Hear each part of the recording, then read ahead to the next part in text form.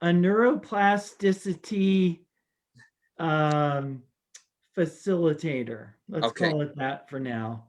And my job is to protect people's recovery. Yeah. Facilitator. Okay, I'm just tagging us, and I think we are live. We are indeed live. We are indeed live. Exciting stuff tonight. We're going to have a lot of information tonight. Those of you who are fortunate enough to tune in, you're tuning into the right show. Absolutely. It's gonna, because me and Mike are gonna learn with you guys. You know, we're all gonna learn together. What just happened? Okay. I just gotta share it, and then we will get into it. I just want to tag you in it, Will. Tag. Tag them in. Tag them in. Yep, trying to tag him. Why? Sometimes this just does not like me. How long is this, by the way? We going on. So All right. unless we have to go a little bit over, which is cool, we can do so, but we try to keep it 7 to 8. No problem. Okay, so let me kick it off. Kick it off. Kick it off. So why is it saying my internet connection is unstable? Did I just freeze for a minute? No, you're Greater Walt. now you're frozen. Mike, you read it. I don't have it.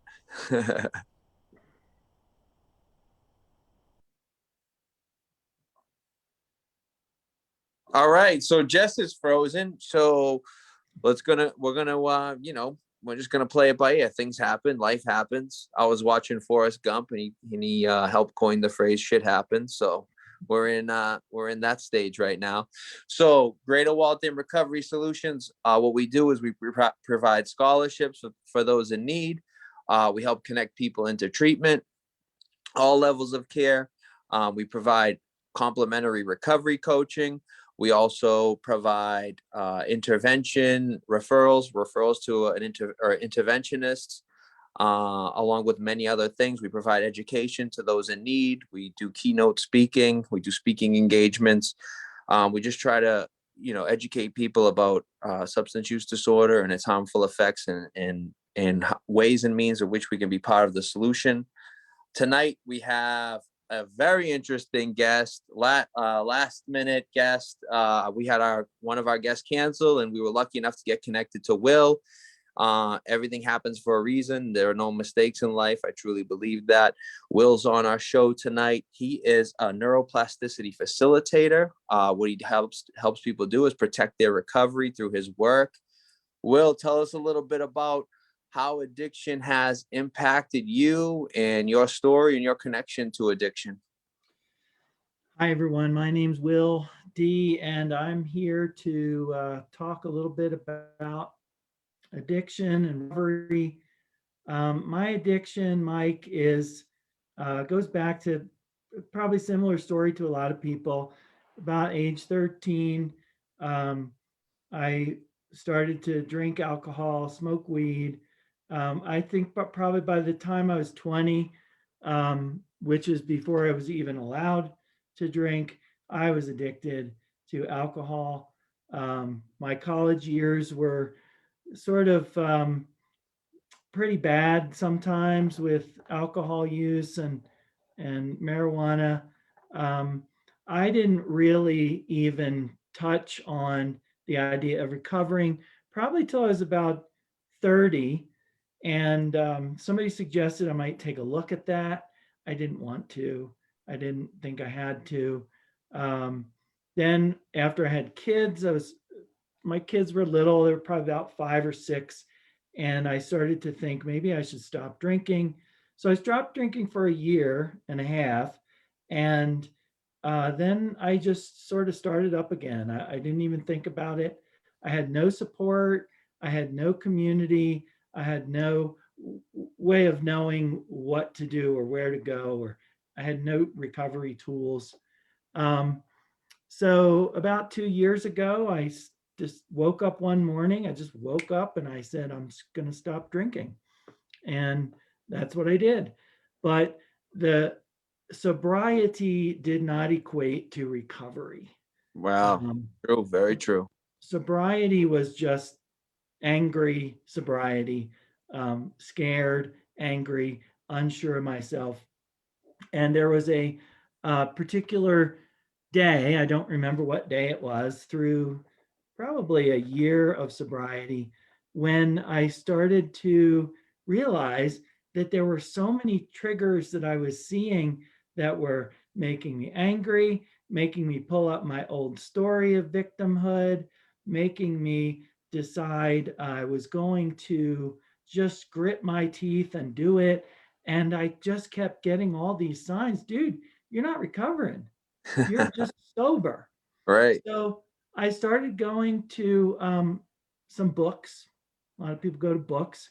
And I found this book by a woman who's in Denver called Neurosculpting, a whole brain approach to heal trauma, rewrite limiting beliefs, and find wholeness.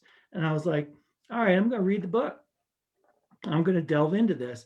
And coincidentally, I met a woman who was, she worked for a detox center, and she suggested I start going to some online groups and find a community.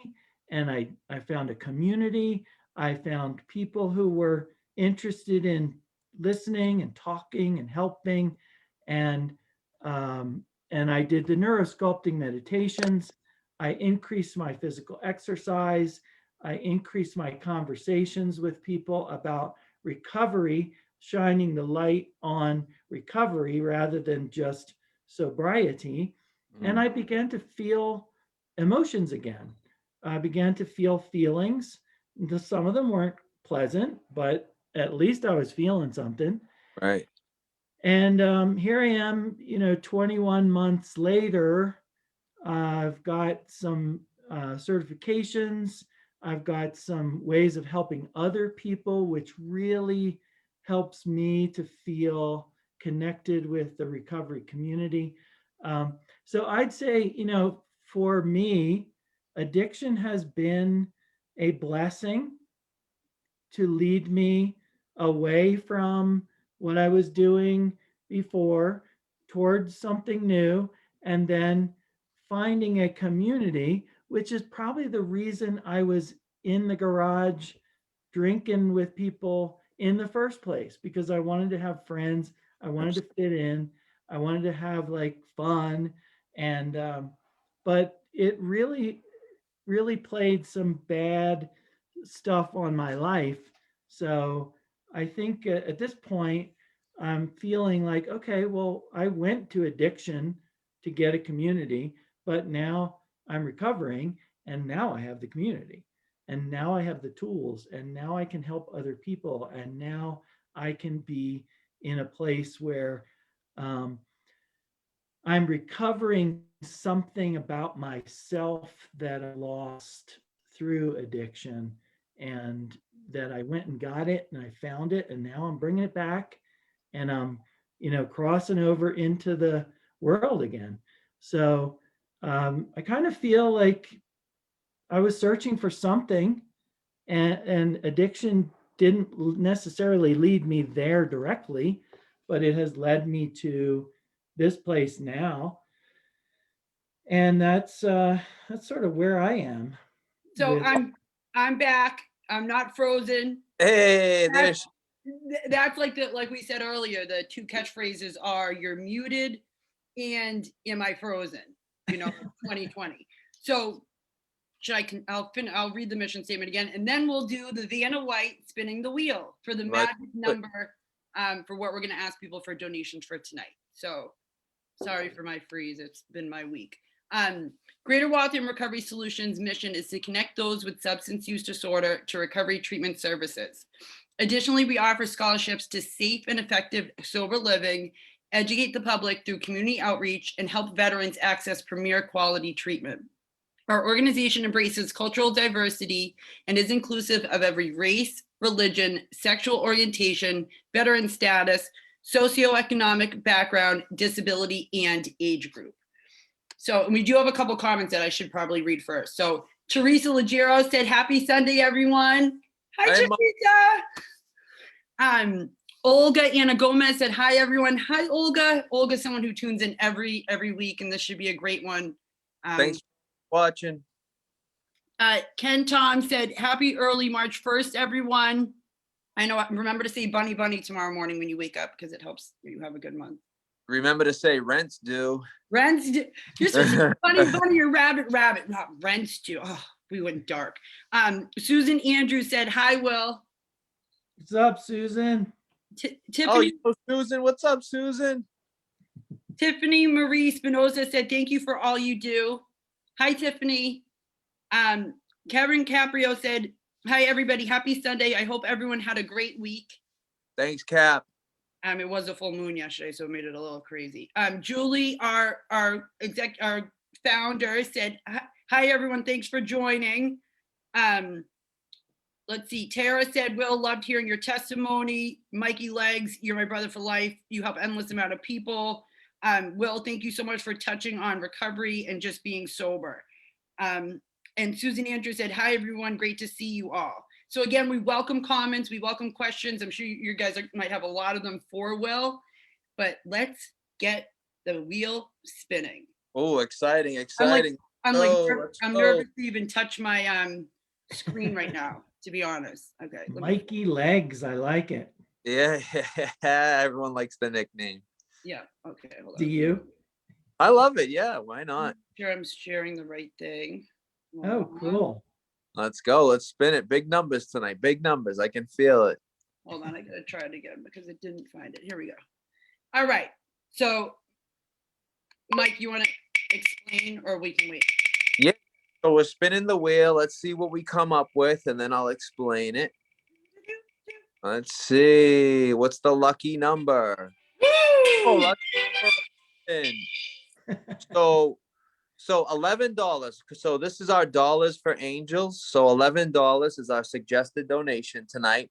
So the money that we receive goes straight to our scholarship fund, and that's to help provide people with safe, reputable, sober living that we get to choose. And because we vet, we check out these places, we know who's running them, we know how safe they are, how reputable they are, how caring they are. So the money that you do donate, that doesn't go to us. It goes to our fund, and it goes back. It goes back to the dollars for angels. It goes to our angels. Angels are people that are out there and they're still in the grips of addiction.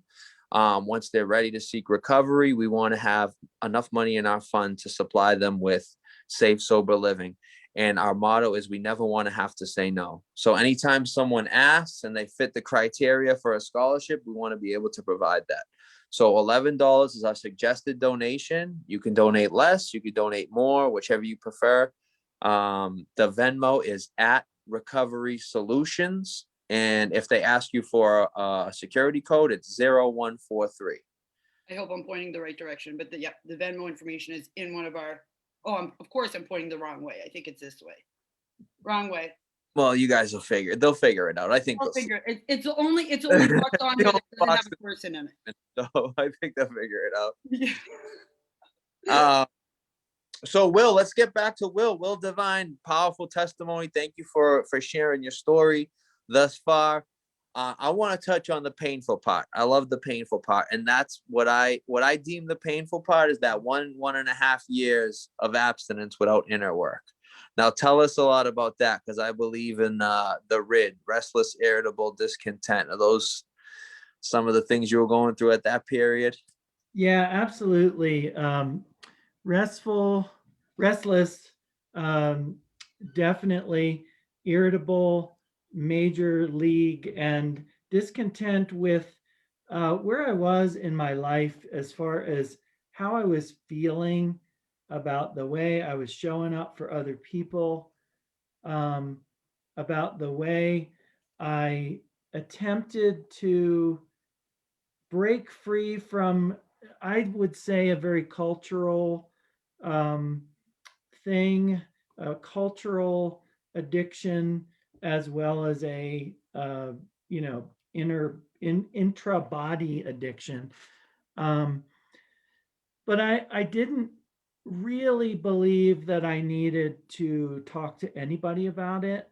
I was talking about other things. I was talking about the kind of uh, wakefulness in the night. I was talking about anger issues. I was talking about work, but I wasn't talking about the addiction enough. And it was hard for me because I was living um, in suburban Philadelphia where my siblings were. And I love my siblings. And if you're watching, I love you guys. Um, I just don't think anybody understood at that point that it was really serious and that I needed to get out of the world of alcohol, mostly wine and beer, mostly, you know, um, solitary, some solitary drinking. Um, but I would say that time period, it was very painful. I did go through some, um, what some people might call a manic depressive episode, what I called a more of a spiritual awakening.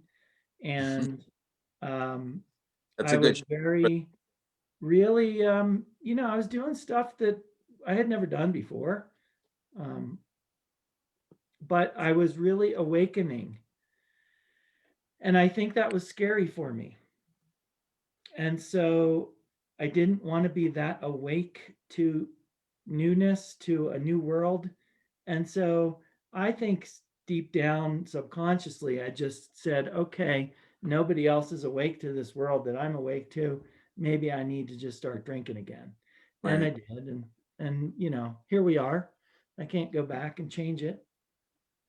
Yeah. Well, I like how you put I like how you put that as an awakening, that perspective shift, because I feel like the adversity or the pain we go through, it could be either one or two things. It can either deplete you completely and you just hit rock bottom once again, or it could be the catalyst for a change in perspective, a change of ideals, and you doing some inner work like you talk about. And it's even like what you said in the beginning about you feel blessed to have suffered from alcoholism or addiction. Yeah. And that's a huge shift. Instead of us always being like, oh, why do I have to be like that? Why can't I drink like a normal person? Why can't, like, instead of, because I feel like I've found that in sobriety, and I think, Mike, you probably have as well, that how blessed are we? We get this community, like you talked about in the beginning. We get this, that anywhere we go, we can find a meeting, and we might not know anyone in the room, but we have that, and we might have completely different stories, but we Yeah. have that shared pain of addiction. And I think it's Well, a beautiful thing. Mike and Jess, did you ever feel that um, you were being called to an addiction and then you were being called away from it for the same reason? Absolutely. And I think the reason that you talked about is to do this transformative work that you've been doing.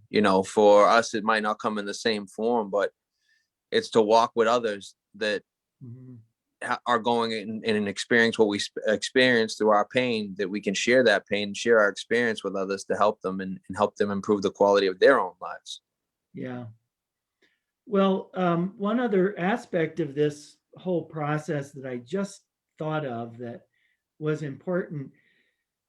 Um, the most recent, about 2 years ago, 1.75 years ago, I made the decision on my own from that voice inside that we all hear sometimes. And that was the one that said, Bud, it's time. You're done. You've had enough. You've had enough. So previously, it wasn't really, that voice wasn't very strong. It was sort of, maybe we should try it out. But this time it was, nope, you're done. It's time to quit. And that is probably the most powerful difference for me. And it was not an external voice of, getting a DUI or Right. something like that. It was an internal voice that said, time to stop. It's not fair and it's not unfair. It's just it. So What do you think that was? What do you think it was at this time? It was just that inner voice that said you're done. Like you said, it wasn't a jackpot, it wasn't a DUI, it was Yeah. something internally that told you about what, like, I think the voice got loud because I wanted to start helping other people in some way. As a school teacher, and my students will disagree with this vehemently, which I appreciate. But as a school teacher, I didn't really feel like I was helping people a lot. And I know they're like, no, you were really cool in the classroom. You were really good with us and you understood us and you listened to us. But as a science teacher, you teach what the school district says you're supposed to teach. Right. And for a long time, there were a couple schools that were really supportive of the kind of teaching I did, very hands-on, very involved with the students doing their own experimental design and creating their experiments. But overall, I never really felt like that was what they needed. And I think that voice piped up at a very similar time period to when I had stopped doing the traditional kind of teaching. And I wanted to get into, well, here's how you help yourself. Here's how you empower yourself. Um, so I think I was unable to do that while I was actively addicted. And so that voice said, look, you got a choice to make. You can either keep being addicted and life will just keep going the same way, or you can stop being addicted and you can start to change your way with other people. And that's hard. That's really hard. I mean, it's hard work, but it's necessary and it's healing and it's empowering and it's helpful. And, just today, I did my first Life Ring group where I gave them a meditation and they were like, oh, this is great. We love this. And so I really felt like, hey, this is cool. I'm actually able to do what I want to do now, which is help people to empower themselves in some way. Yeah, So I think it's extra special. Like you talked about not getting the same gratification through helping your students as you do helping, people who suffer from mental health, substance use. I think there's something extremely rewarding about helping people of the same ilk, and that common pain that we share and yeah. walking with them. You also talked about the cultural component of the disease of addiction or substance use disorder. By that, do you mean like just the disconnection that people are feeling throughout society right now? Uh, that's part of it. There's definitely an aspect of being alone that makes people just want to numb the pain, and that's a human need. Nobody's doing anything wrong. But I think the other cultural aspect is this idea that I learned, or I don't know if I learned it, but I heard it all from, junior high school on up. You go to a party, you have fun, you drink, or you drink and you have fun. They're not separate. And part of what I'm doing in my own interior landscape is I'm pulling apart those two things. This is a habit and this is the fun. Sometimes we equate them, but we can also pull them apart slowly every day. And oh, I can have fun without drinking. yeah. I never knew that before. And that's a big challenge for a lot of people getting sober. They think that, life is over, and then you Yeah. learn how to have fun in sobriety. We have a couple of comments. So did I already read Susan Andrews? She said, hi, everyone. Great to see you all. I might have read that. I'm sorry. Ken Tom, Peter McCarthy said, Mikey the man. Hi, Peter. Hi, How Pete. are ya? Ken Tom said, yes, to be sober without efforts toward recovery is the brutal path to square one. Olga Anna Gomez said, my favorite number. So just a reminder, our magic number for the night was 11. We ask if you can donate 11, and that's a great number. 1111 is, if you ever see 1111, make a wish. We ask that you guys donate to our Dollars for Angels to help continue scholarshiping people into safe, reputable, sober living. So 11, Venmo's on the screen. If you have any questions, reach out to us. Linda Blundell said, hello, everyone. Happy Sunday. Hugs. Hi, Linda. Hi, Linda. Steve Sorrenti said, hi, group. I just got out of hospital, was feeling physically good. Later that night, nauseous again. I've had reoccurring nausea for a while. We hope you feel better, Steve. Let's see. Nancy Grillo. Hi, Mom. Thank you for tuning in. I never get to see you on here anymore. Susan Lavassiere said hi and that she is struggling to stay sober. Susan, please message the page for help. We can kind of go through what we do again. We get people into all levels of treatment. Mike had his hustle on last week. We really worked well getting people into treatment last week. Reach out to us any level, detox, residential, PHP, medication-assisted treatment, IOP. It doesn't matter your insurance. Reach out to us, and those are all free services that we provide, along with recovery coaching, family interventionists. What am I missing? Family consulting, treatment planning. Yep, all of that stuff.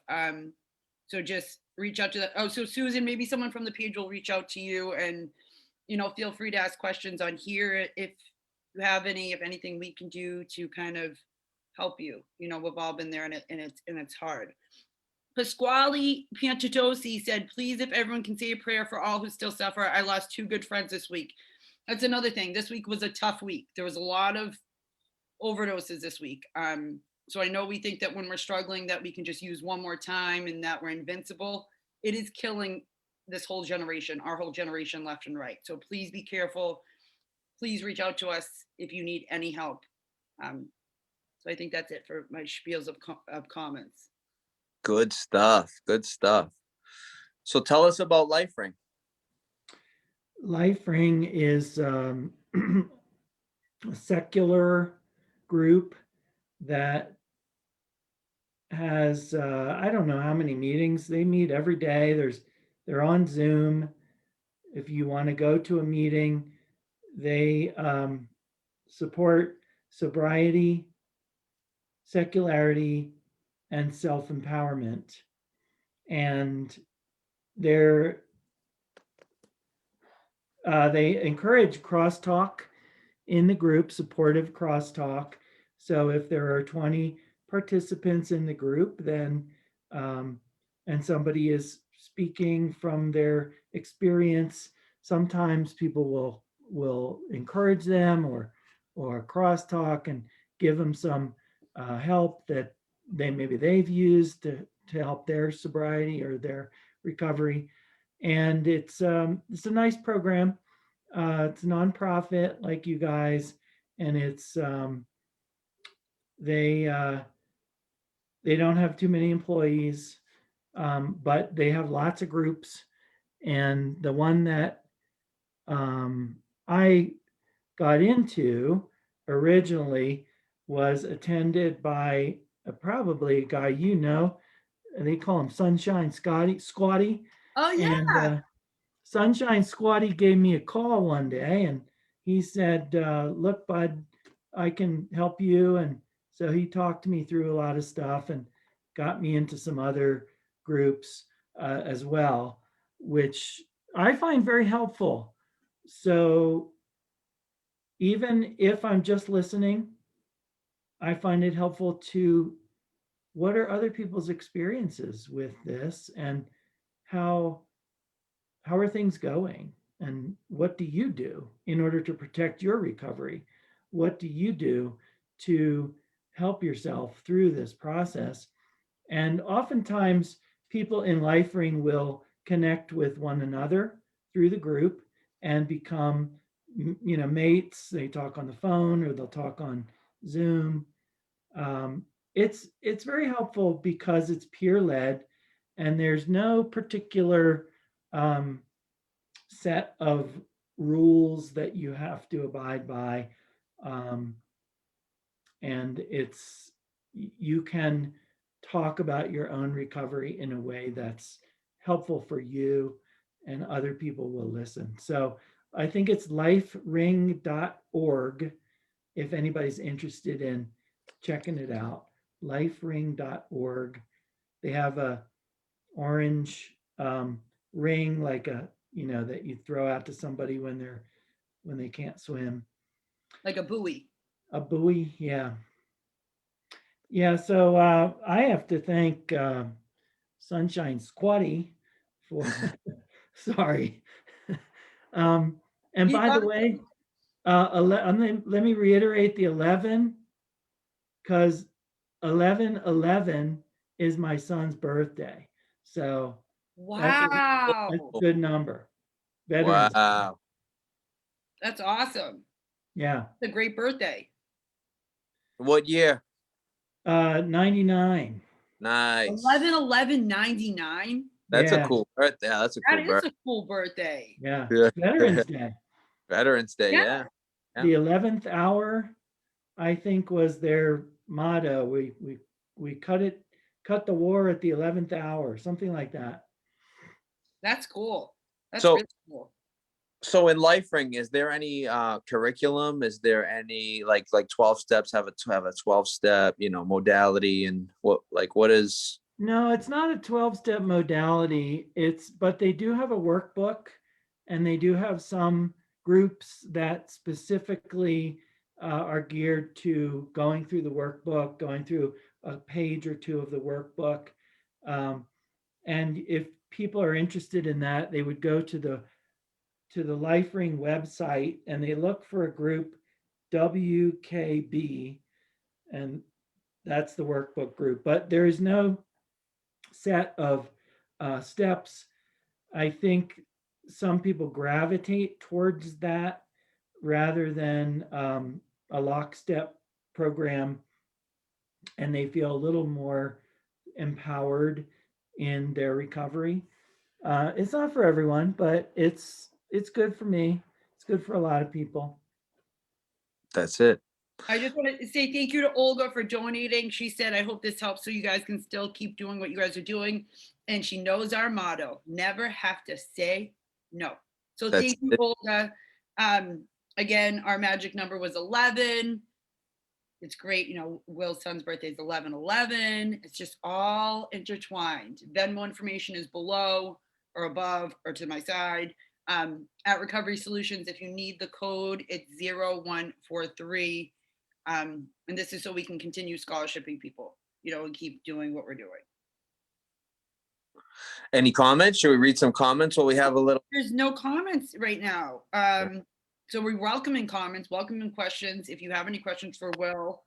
And have we talked a little bit about neurosculpting yet? That's the next one. Yeah, go ahead. Go ahead. So if you want to explain to us a little about neurosculpting, I've looked into it, and I believe, correct me if I'm wrong, because I only did a little bit of research, that it has to do with meditation, correct? And the fight or flight risks, like when we go into those modes of either having to deal with something. And I know I have that problem. I think most people who suffer from addiction have the same thing, that when you're into a situation, what do you do? Do you shove your way out of it, or do you run from it? Yeah. You can explain a little bit about it. That would be amazing.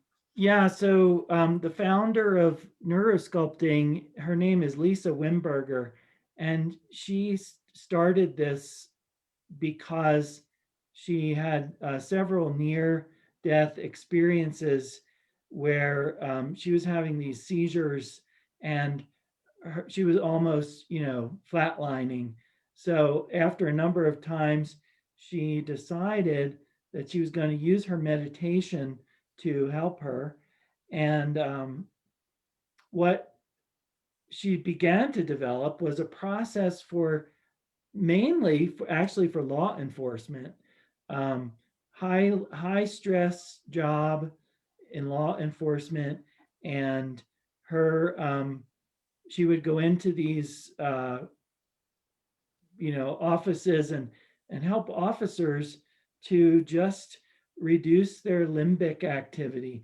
Limbic activity is what you mentioned, Jess. It's your fight or flight response. So how many times a day do we go to the fight or flight response?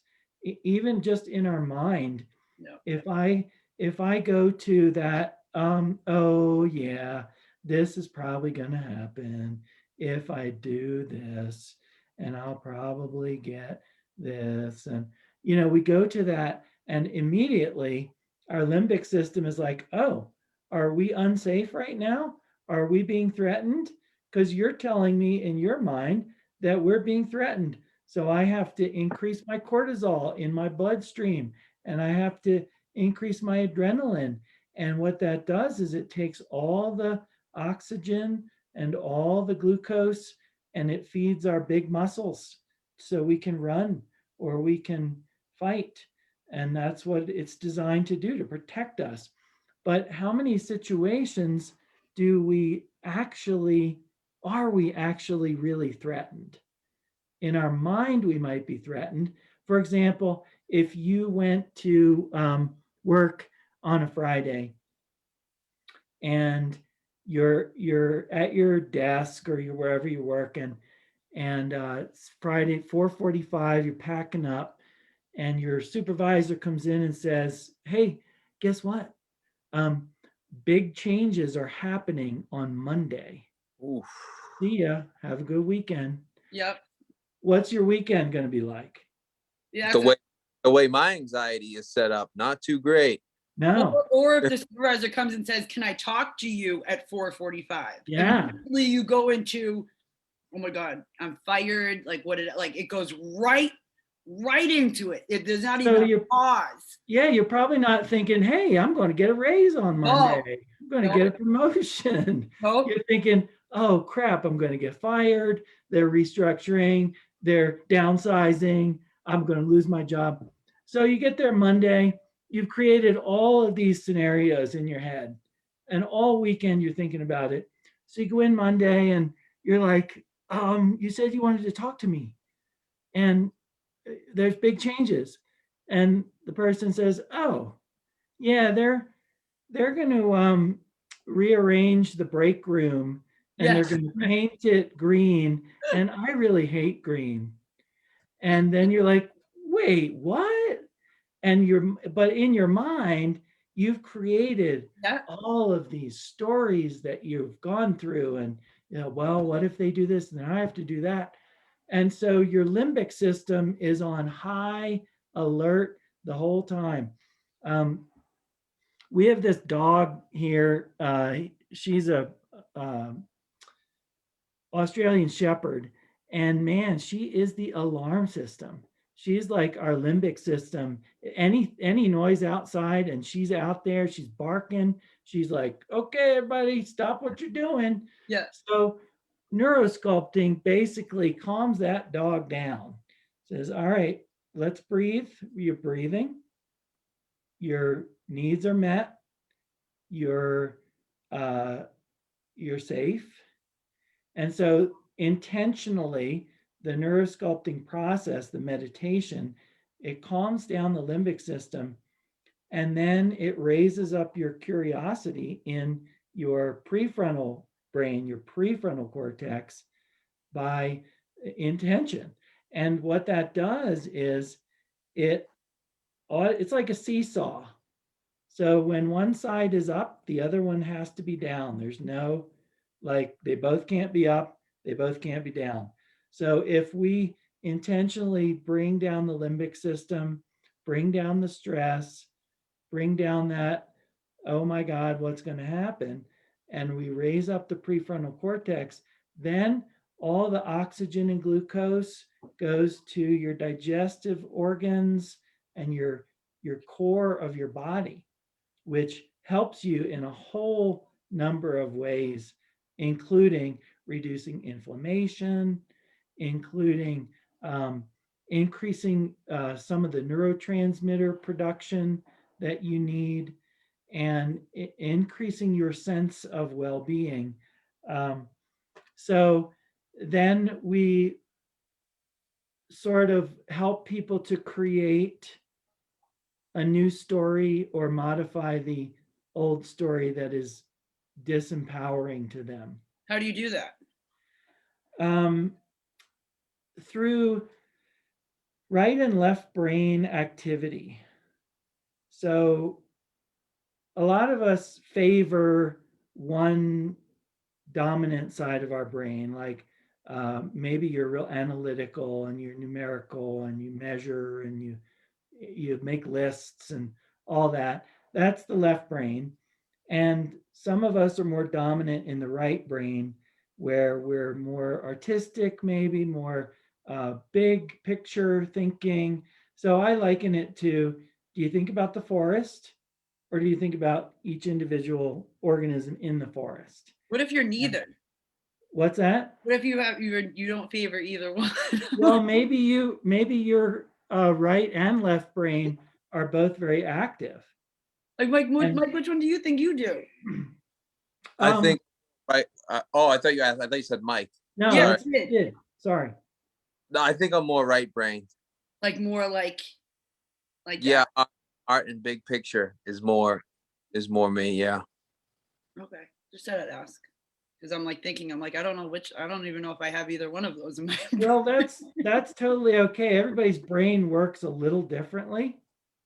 But one of the things that we try to do, as a science teacher, I had to be very analytical all the time, but I was also, I think, in metaphors a lot. Yeah. And as a science teacher, you're kind of like not allowed to think about the metaphors. This is the chemical reaction. Here's what it is. Here's how we write it. Here's how we balance it. The heck with what it means in the big picture of the world. Let's just focus on the equation. And so when I first started to learn about neurosculpting and Lisa Wimberger, one of the very first parts of this book is that she talks about how a lot of meditation styles only go into your left brain. They're very woo-woo, as people would say. And there's nothing wrong with those kinds of meditations, but really to honor and give credit to half your brain is not helpful. So we want to get the right and left half of the brain involved. And the way I think about it, this part is like, if you were going to host an event, let's say you're going to host a big event, right? So Greater Waltham Recovery Solutions is going to host an event. And you want to get a group of people together who have different perspectives on what the event means to people. What is the purpose of the event? Are we going to have colorful balloons? Are we going to have food? And then you want the people like, okay, what time is it going to start? What is the number of people we're going to get? How much money do we need in order to host the event? How many chairs do we need? You need all of these people to have a good event. And that's how the right and left brain kind of function in your life, in your recovery.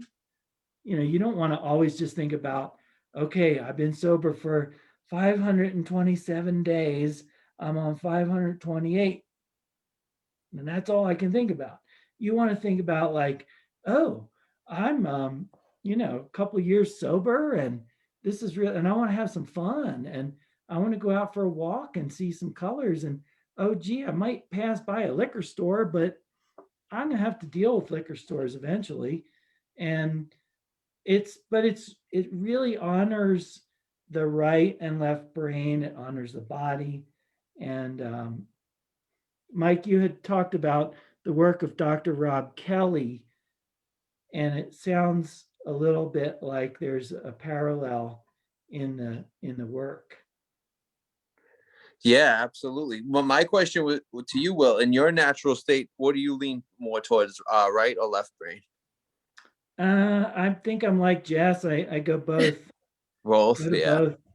I mean, I like to measure, I like to calculate numbers in my head, but I also like to think about like metaphors, and I like books like this one that I just read. It's called The Hero with a Thousand Faces by Joseph Campbell. It's very metaphorical. It's about the hero's journey, the monomyth of the hero, who we all are heroes. We all leave our ordinary world into a kind of a special world sometimes, and then we re-enter the ordinary world with a gift, with the Holy Grail, with a big ball of gold, whatever it is, and we bring it back to our community, like you guys are doing with this recovery solutions. It's a great gift that you're bringing back because you've decided that that's what you're going to do. So I really love that metaphor, and I love the analysis. So I got to tell you, I'm pretty much what they might call a bilateral person. And I learned also, I was at a park and I was watching this young woman do archery, bow and arrow archery. And I was like, hey, do you think you could teach me that? How to do it? She's like, no, I can't right now, but we can figure out if you're right or left dominant. I was like, okay. So she did this thing with me where I visualized an object that was out 20 feet away. And she was like, oh, you're slightly left-eyed, but you're almost right in the middle. I was like, oh, okay. So we know that our left eye is controlled by our right brain, and our right eye is controlled by our left brain. So maybe you guys are like that too. Maybe you're sort of like, oh, well, I am I was just whole doing brain dominant. Right. like which eye controls which. I don't know where I am, and I'll have to find that archery teacher to try to help me figure out where my brain stands. Yeah, upon further review, I might be in the middle. Yeah, Yeah, you're probably in the middle. because I'm like, I don't measure anything when I cook. Like I'm a mess. I'm organized chaos. Like I don't know where I would stand, and I think my brain is just twisted probably. Linda Blundell and Sarah Brigham, love everything you guys do. We donate every chance we get. Love to see people on the road to recovery. Big thank you. Big love you, Linda. Thank you. Susan Andrews said $11 for Angels, a scholarship to Banyan saved me and have been sober for over 15 months. Goddess bless you all. That's amazing, Susan. Let's see. Linda Hanley Powell, a member of our team, said this is really interesting, good stuff. The limbic system also being involved in reward and memory. I'm curious if we can limit the fight or flight response and inhibit the release of cortisol before it happens by training our brains and committing positive thoughts to memory, being mindful of what's coming prior to the fight or flight response. That's a great question. That was. I want to give everybody 3 little things you can do in your day. I'm writing these down. So 3 little things you can do every day. You don't have to I want to write spend a lot of time meditating if you don't have the time. But first thing you can do to reduce your limbic activity is shake. So physically shake your body. Like a salt shaker? Like, yeah, whatever you want to do. Just dance. And maybe you don't want to do it at like out in front of people in the grocery store or something, but you can do it in your room. Just shake it like a salt shaker. So what that does is it helps to tone your vagus nerve, and it controls the shaking is what wild animals do when they get chased and almost killed. They go off into the woods by themselves and they shake uncontrollably. So one thing you can do just to release some of that stuff that, we store trauma in our body, not just in our brain, but in our body. So shaking it tones the vagus nerve, and it releases some of that cortisol buildup, some of that adrenaline buildup that happens. So that's one thing you can do. 60 seconds is all it takes every day. Second thing, I know this is going to sound odd. I love it. I'm a little odd. I am too. Welcome to the club. So brush your teeth with your non-dominant hand. Okay, I like that. All right. So you're brushing your teeth with your non-dominant hand, which stimulates a response of curiosity in your prefrontal cortex. Oh, this is new. This is different. And you might get a little annoyed because you can't do it as well. It's hard. But it really works if you do it you brush your teeth twice a day, right? So one time, do it with your non-dominant hand, and maybe have a little mantra going at the same time, like the one I said before: I am intelligent, I am capable, I am courageous. While you're doing that, and what that does is it stimulates your prefrontal cortex to begin incorporating that very empowering statement into your being, because you're using your left or right, whichever non-dominant hand. So 1, do some shaking. 2, brush the teeth with the non-dominant hand. And 3 is to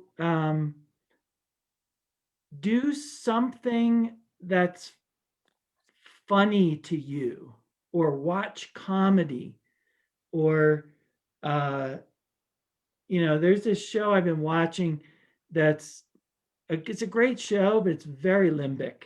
It's very hard to watch sometimes, but it's a great show. It's called Vikings.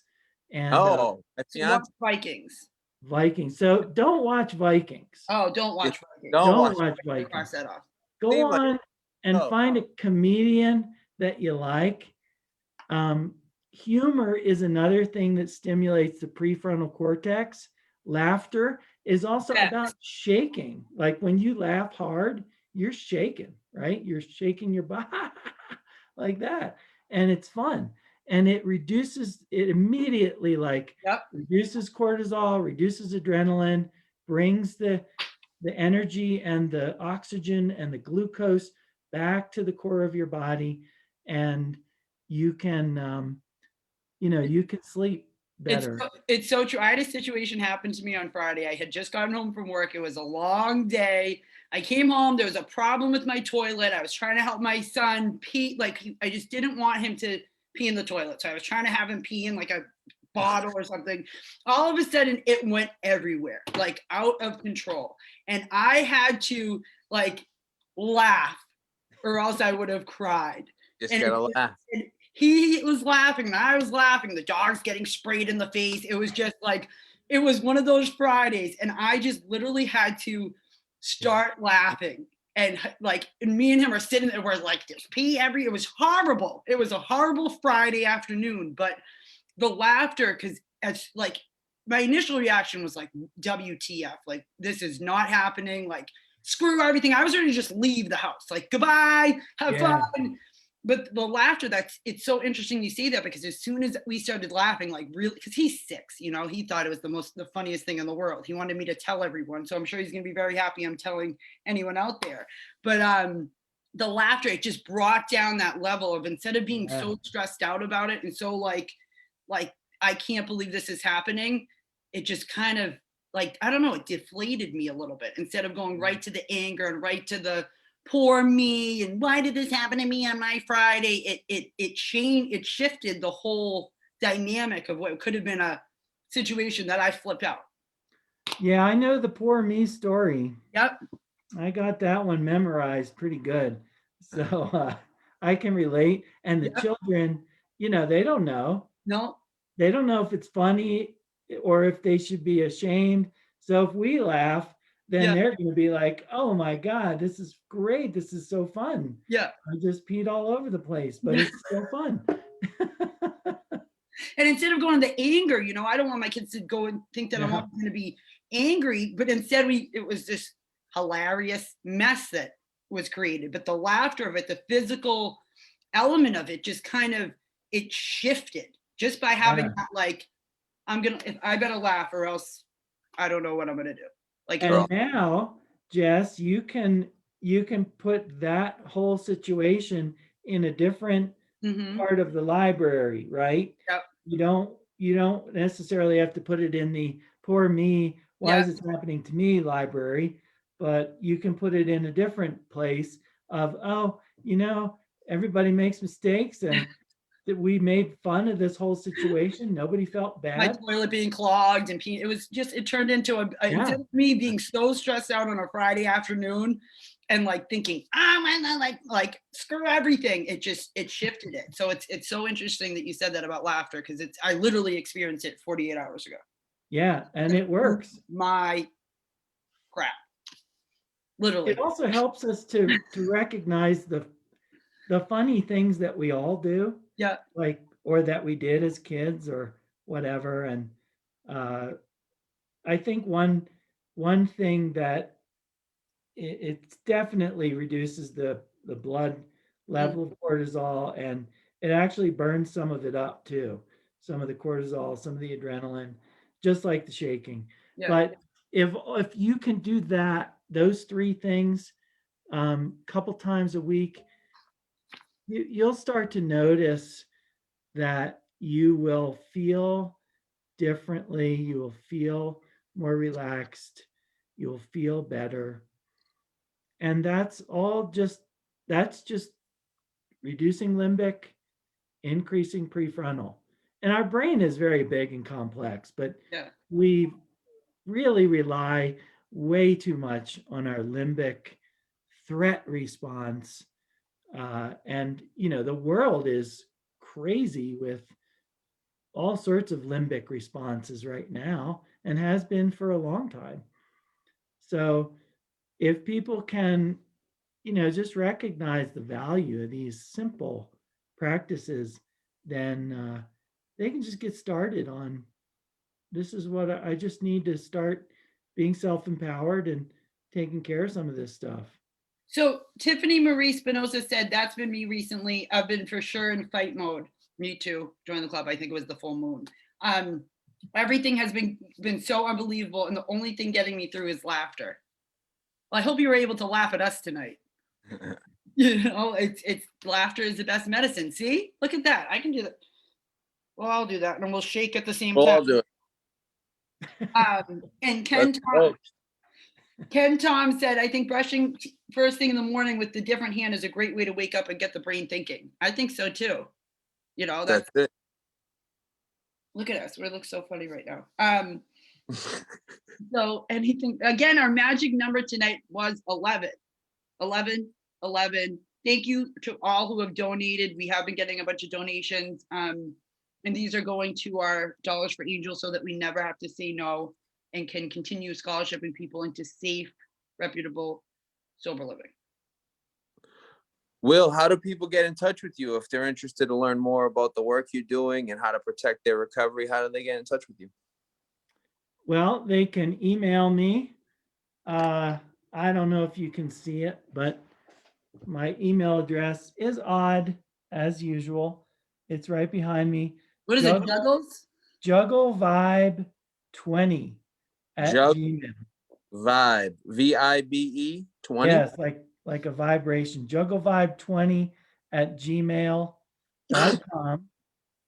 And that's probably the best way. I do teach people how to juggle. and I'm not ashamed of that. I love it. Super helpful for your brain.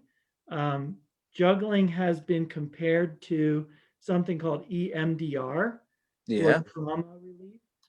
So they can get in touch with me by email, or you can look me up on Facebook, William Anthony Devine.